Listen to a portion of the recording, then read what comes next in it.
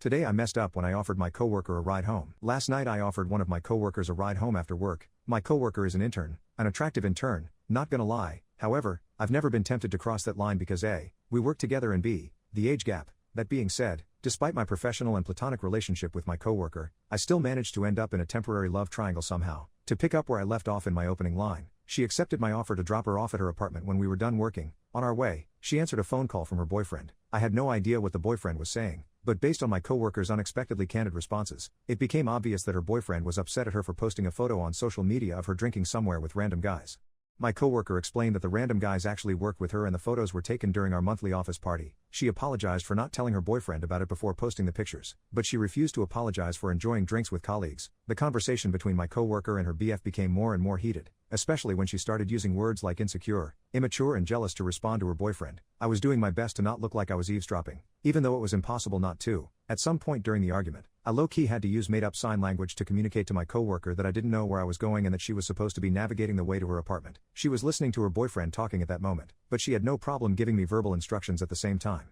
The boyfriend must have realized his girlfriend was in the car with a person of interest because my coworker's next response to him was nope, not in an Uber. One of the guys at work offered to drive me home. She listened and listened and listened while shaking her head and rolling eyes before opening her mouth and suddenly saying yes. He is one of the guys in the effing photo. In fact, he's the tall guy on the far left with the cute dimples. It was literally the first compliment I've gotten from the opposite gender about my looks since my girlfriend broke up with me a couple of years ago. I was so caught off guard with the cute dimples line that I momentarily stopped focusing on the road and stared at my coworker with deer in headlights eyes. My coworker hung up on her boyfriend and said I just missed the turn off.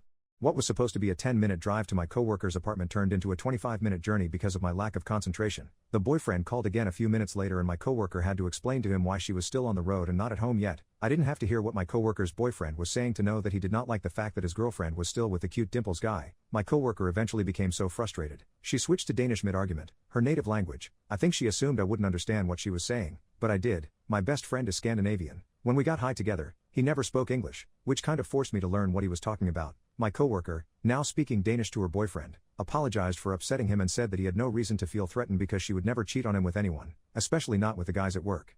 So, there I was, still high on the cute dimples compliment, when I heard my coworker roast all the guys she worked with, including me. I guess she was doing it to convince her boyfriend that he was better than us and kind of boost his ego in the process because she really made us sound bad. She said I never blink my eyes and that I walk like I'm riding an invisible bicycle. On top of that, she said my voice was so husky it made her feel like she needed to clear her throat every time she heard me talk. The tension between my coworker and her boyfriend died down because she was laughing and talking dirty in Danish. When I finally made it to her apartment, I didn't even bother saying goodnight. All I did was smile and wave before leaving. I wish I never offered to drive her home. That was an uncomfortable experience. Monday is gonna be awkward at the office for me.